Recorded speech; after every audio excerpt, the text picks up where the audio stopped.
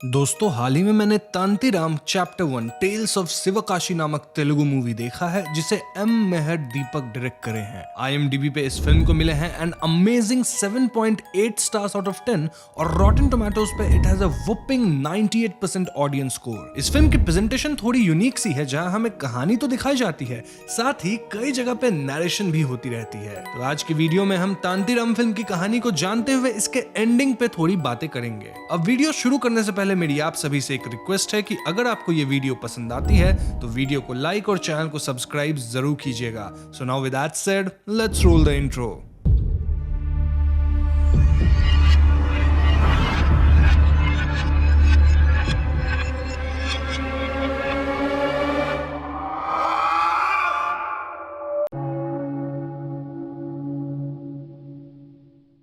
तो फिल्म के शुरुआत में हमें एक कहानी सुनाई जाती है जो कि कुछ ऐसी है। देवता और राक्षसों ने मिलकर समुद्र मंथन किया और उससे निकला अमर जीवन का अमृत। अमृतों को राक्षसों के हाथों में जाने से रोकने के लिए भगवान विष्णु अब मोहिनी जी का रूप लेते हैं, जिसे देखकर ना सिर्फ राक्षस वगैरह बल्कि देवता गण भी मंत्रमुग्ध थे। साक्षात ब्रह्मा जी ने भी इस सृष्टि के अंदर कभी भी इतनी सुंदर महिला की रचना नहीं की थी और ऐसे में उन्होंने मोहिनी से भी अधिक सुंदर स्त्री का इस सृष्टि में रचना करने का निर्णय लिया। फिर जो सुंदर स्त्री इस सृष्टि में आई उसका नाम था अहल्या, भगवान ब्रह्मा जी की बेटी। ब्रह्मा जी ने अहल्या के देखभाल का कार्य गौतम महर्षि को सौंप दिया और फिर अहल्या उनके आश्रम में ही पली, वहीं पे शिक्षा भी प्राप्त की। जब अहल्या जवान होकर शादी योग्य हो गई तो ब्रह्मा जी कहते हैं कि अहल्या के लिए गौतम महर्षि से ज्यादा सटीक वर और कोई नहीं हो सकता और इस तरह गौतम महर्षि और अहल्या का विवाह हो गया। इसी दौरान अहल्या को पाने का प्रण कई दुराचारी और कई देवता भी ले चुके थे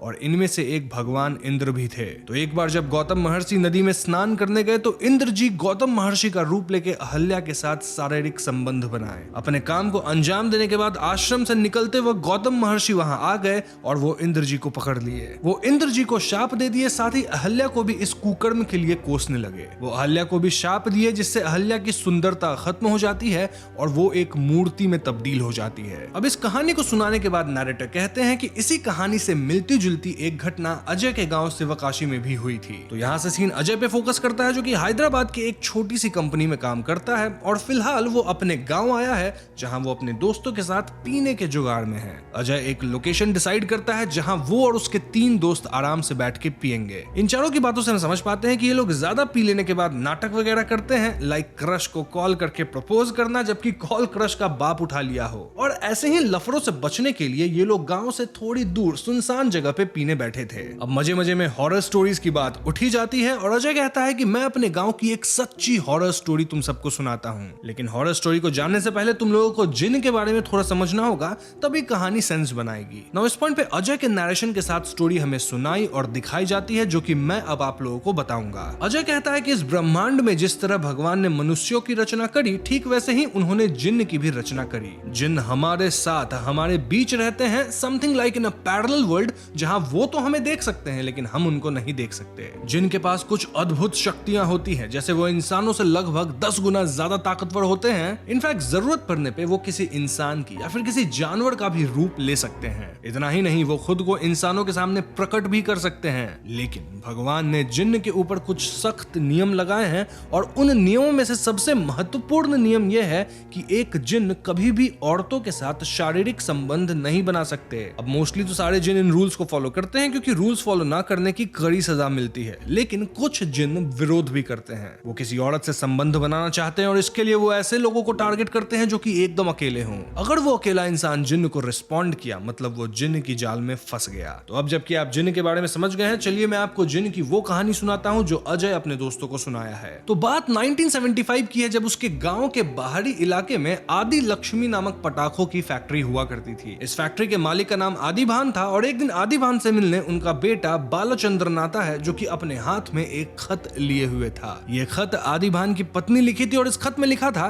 कि आदि भान की पत्नी यानी बालचंद्रन की माँ किसी और के साथ भाग गई है। ये जान के आदि भान को दुख तो होता ही है, साथ ही इसका यंग बालचंद्रन, जिसे हम शॉर्ट में आगे बाला कहेंगे, उस पे भी काफी असर पड़ता है। अब इस गांव में एक नियम था कि जब तक किसी इंसान की पत्नी जीवित है वो दूसरी शादी नहीं कर सकता और ऐसे में आदि भान गांव के ठीक बाहर अपना एक दूसरा घर बनवा लेता है जहां वो एक औरत के साथ रहने लगता है। यहाँ से कहानी 1989 में आ जाती है जब बाला बड़ा हो चुका है और उसके अंदर औरतों को लेके एक नफरत है। क्यों? क्योंकि बचपन में माँ के भाग जाने से ये सेंटीमेंट उसके अंदर डेवलप हो गई थी। इसके बावजूद पिता आदिभान बाला की शादी जबरदस्ती करवा देते हैं और बाला की शादी अलागिनी नामक एक लड़की से होती है जो कि इसी गांव की थी और वो बहुत ज्यादा खूबसूरत थी। लाइक सबसे ज्यादा खूबसूरत, इतनी कि दूसरी औरतें उसकी खूबसूरती से जलती थी। इनफैक्ट एक बार को तो बाला भी शौक में था कि मेरी बीवी कितनी सुंदर है। स्टिल बाला क्लियरली अलागिनी से कह देता है कि मैं तुम्हें नहीं अपना सकता और इसलिए बाला कमरे से बाहर ही सोने लग जाता है। शादी के बाद पटाखों की फैक्ट्री का सारा भार बाला के कंधों पे डाल दिया गया था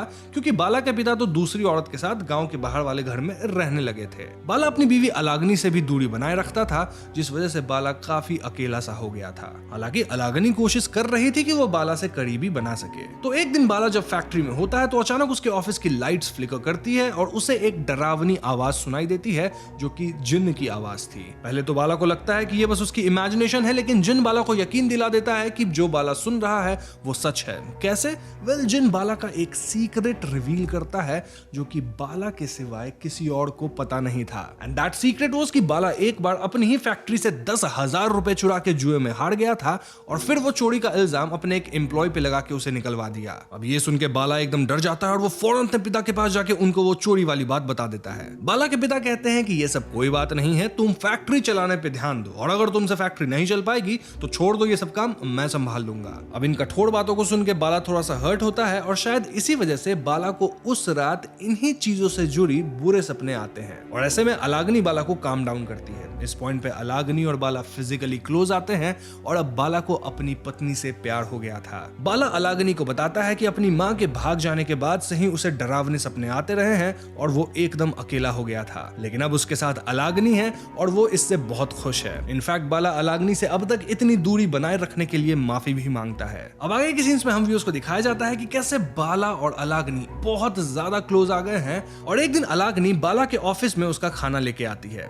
इस पॉइंट पे जिन अलागिनी को देखता है और अलागिनी के जाते ही जिन बाला को एक ऑफर देता है। जिन कहता है कि तुम मुझे अपनी पत्नी का बस एक बूंद खून लाके दे दो, बदले में मैं तुम्हारे फैक्ट्री की इतनी तरक्की करा दूंगा जितना तुम सोच भी नहीं सकते। पहले तो बाला इसके लिए इनकार कर देता है, लेकिन फिर वो सोचता है कि एक बूंद खून देने से क्या ही हो जाएगा, इसलिए बाला अपनी पत्नी के ड्रिंक में नींद की दवा मिला के उसका एक बूंद खून निकाल लेता है। देन वो जिन को ये खून पेश करता है और जिन बाला को अपनी आंख ढकने को कहता है। अब जैसे ही बाला अपनी आंखों को ढकता है हम उस जिन को देखते हैं जो कि खून को चाट लेता है। इसके बाद जिन बाला से कहता है कि अब मैं जा रहा हूं, तुम्हारी काफी तरक्की होगी और अब मैं तभी वापस आऊंगा जब तुम मुझे बुलाओगे। तो इस घटना के बाद वाकई बाला के फैक्ट्री के पटाखे खूब बिकने लगते हैं और सभी लोग बाला से ही पटाखे खरीद रहे थे।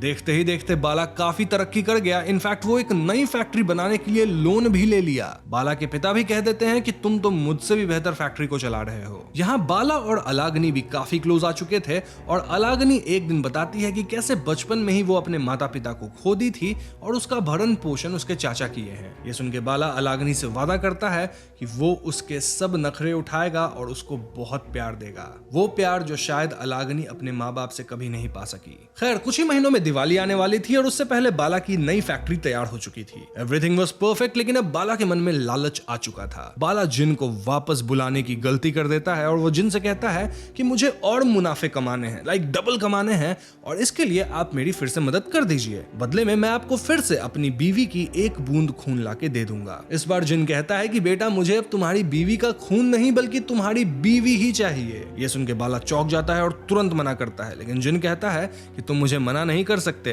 तुम भले मुझे बुलाए अपने मर्जी से होगे लेकिन मैं जाऊंगा सिर्फ मेरी मर्जी से। और ध्यान रहे, अगर मैं तुम्हें इतना कुछ दे सकता हूं तो तुमसे सब कुछ छीन भी सकता हूं। ये सुन के बाला काफी चिंतित रहने लगता है। इनफैक्ट कुछ ही दिनों के अंदर अखबार में खबर आती है कि गवर्नमेंट पटाखों की फैक्ट्रीज पे टेम्पररी बैन लगाई है पोल्यूशन के कारण। ऐसे में बाला सारे पटाखों के स्टॉक्स को अपनी दूसरी फैक्ट्री में स्टोर कर लेता है, ये सोच के कि बैन तो टेम्पररी है ना, जब हटेगा तब मैं सारा माल बेच लूंगा। लेकिन उसी रात इतनी तेज बारिश होती है कि बाला की नई फैक्ट्री की ठीक से नहीं बनाई गई छत गिर जाती है और उसके सारे स्टॉक में रखे गए पटाखे भीग के बर्बाद हो जाते हैं। बाला को क्लियरली पता चल गया था कि ये सब सब उस जिन का किया धरा है। और ऐसे में बाला फिर से जिन से बात करता है और उससे कहता है कि तुम मुझसे कुछ भी मांग लो, बस मेरी बीवी नहीं। इस पे जिन बाला को ये कह के भड़काता है कि तुम अपनी बीवी को इतना चाहते हो, लेकिन तुम्हारी बीवी तुम्हें धोखा दी है। अगर विश्वास नहीं होता तो जाओ उससे पूछ कर आओ कि कैलाश कौन है। ये सुन के बाला फौरन घर जाके अलागनी से पूछता है कि क्या तुम किसी कैलाश को जानती हो। अलागनी डरते हुए कहती है कि कैलाश उसका पड़ोसी हुआ करता था और वो कैलाश से प्यार भी करती थी, लेकिन कैलाश उससे शादी नहीं कर सकता था, इसलिए उनका प्यार आगे नहीं बढ़ा और अलागनी बाला से शादी कर ली। हालांकि अलागनी यहाँ क्लियरली कहती है कि ये पुरानी बात है और उसके और कैलाश के बीच में किसी भी तरह का शारीरिक संबंध कभी नहीं बना था। ये सुन के बाला खुश होता है और वो जिन के पास जाके कहता है कि तुम मुझे बहका के मुझसे मेरी ही बीवी पे शक करवा रहे थे, बड़े धूर्त हो तुम। लेकिन जिन तो एक कदम आगे था, वो एक और चाल चलता है और वो बाला से कहता है कि तुम्हारी बीवी झूठ बोल रही है। इसके बाद जिन बाला को एक विजन दिखाता है जिसमें कुछ क्षण के लिए बाला कैलाश को अलागनी के साथ आपत्तिजनक स्थिति में देखता है। ये देख के बाला का दिमाग खराब हो जाता है और मदद के लिए वो सीधा अपने पिता के पास जाता है। वो पिता को इस जिन से जुड़ी सारी बातें बताता है एंड सरप्राइजिंगली पिताजी को एकदम शॉक नहीं लगता। इनफैक्ट पिताजी तो बाला को ये कह के उकसाने लगते हैं कि कर दो अपनी वाइफ को सैक्रिफाइस, तुम किसी और की रखेल के साथ क्यों रहोगे, तुम अपनी रखेल रख सकते हो 10-10। ये सब सुन के बाला समझ जाता है कि बचपन में जो बाला की माँ किसी के साथ भाग गई थी वो बस एक बनावटी कहानी थी। असल में बाला के पिता भी उस जिन के साथ सौदा कर लिए थे जिसके तहत वो अपनी बीवी को जिन के हवाले कर दिए होंगे। एंड देन गांव में झूठी खबर ये फैला दी गई कि मेरी बीवी भाग गई। ये सब जान के बाला का दिमाग एकदम कौतूहल में था और ऐसे में वो भी अपनी बीवी अलागनी को जिन को सौंपने का सोचता है। वो अलागनी से झूठ कहता है कि एक पंडित जी कहे हैं कि इन्हें अपने धंधे को बचाने के लिए एक छोटी सी रिचुअल करनी होगी। रिचुअल के तहत बाला और अलागनी को वापस शादी करनी होगी, वो भी फैक्ट्री में सुबह 4 बजे जाके। अब मासूम अलागनी बाला की बात मान लेती है और वो बाला की मदद करने के लिए 4 बजे सुबह एक दुल्हन की तरह तैयार होके फैक्ट्री जाती है। अब फैक्ट्री पहुंचते ही जिन अलागनी के चारों तरफ आग का घेरा बना देता है और जिन ये देख के काफी खुश था कि बाला अलागनी को दुल्हन की तरह सजवा के पेश किया था जैसा जिन चाहता था। यहाँ अलागनी डरते हुए बाला से पूछती है कि ये सब क्या है और बाला कहता है कि तुम मुझे धोखा दी, तुम पहले ही कैलाश के साथ शारीरिक संबंध बनाई थी और मैंने वो साफ साफ देखा है। अलागनी यहाँ बाला को एहसास दिलाती है कि जिन उसे जो विजन दिखाया था वो एक्चुअल में एक गलत विजन था, क्योंकि उस विजन में तो एक्चुअल में बाला अलागनी के साथ था, लेकिन जिन बाला का चेहरा ऐसे डिफॉर्म किया कि विजन में बाला को अपनी जगह कैलाश दिखा था। इन शॉर्ट जिन बाला को गलत विजन दिखा दिया था और अलागनी कैलाश के साथ कभी भी शारीरिक संबंध नहीं बनाई थी। अब इस बात का पता लगते बाला को अपनी गलती का एहसास होता है और वो अलागनी से माफी मांगने लगता है। अलागनी का दिल भी टूट चुका था क्योंकि बाला उस पर यकीन नहीं किया था। इनफैक्ट अलागनी बताती है कि वो तो बाला के बच्चे से प्रेग्नेंट भी है। ये सुनते ही बाला जिन से अपनी बीवी को छोड़ देने की भीख मांगने लगता है, लेकिन जिन तुरंत ही अलागनी को लेके यहाँ से गायब हो जाता है। अब इस हादसे से बाला काफी टूट गया था। टूटे भी क्यों ना, क्योंकि वो अपनी प्यारी बीवी को तो खोया ही था, साथ ही अपने होने वाले बच्चे को भी खो दिया था। और इसी गम में वो सीधा अपने पिता के पास जाता है और उन्हें जान से मार देता है। क्यों? क्योंकि बाला के पिता एक पिता होते हुए भी उसे गलत सलाह दिए थे। समय के साथ बाला अकेला होता चला गया और इसी अकेलेपन में वो एक दिन खुद को ही मार लिया। तो यहाँ से सीन अजय और उसके दोस्तों पे वापस आती है, जो कि इस कहानी को सुन के काफी डरे हुए थे। इन्हें और भी डर तब लग जाता है जब अजय रिवील करता है कि जिस जगह पे ये लोग बैठ के पी रहे हैं और गप्पे मार रहे हैं, इसी जगह पे उस पटाखे की फैक्ट्री हुआ करती थी। इसके ठीक बाद वहां की लाइट्स वगैरह फ्लिकर करती है और हम एक औरत की घोस्ट को वहां देख पाते हैं जिसका चेहरा एकदम जला हुआ सा लग रहा था। यहीं पे फिल्म की कहानी खत्म हो जाती है। तो दोस्तों ये थी तांतीराम फिल्म की कहानी और फिल्म के एंडिंग सीन को देख के तो यही लग रहा है कि ये घोस्ट अलागनी की हो सकती है, जो कि शायद अजय के दोस्तों पे हमला कर देगी। अगर आप गौर करें तो पूरी फिल्म काइंड ऑफ उस राक्षस देवता की कहानी से सिमिलर है जो कि हमें फिल्म की शुरुआत में बताई जाती है। ऑल्दो फुल सिमिलैरिटीज नहीं है और यहाँ जिन का भी लोर आ गया है। अब फिल्म के एंड तक हमारे मन में कई सवाल उत्पन्न हो जाते हैं। फॉर एग्जाम्पल, अजय को कैसे पता कि बाला के जीवन में क्या क्या हुआ था?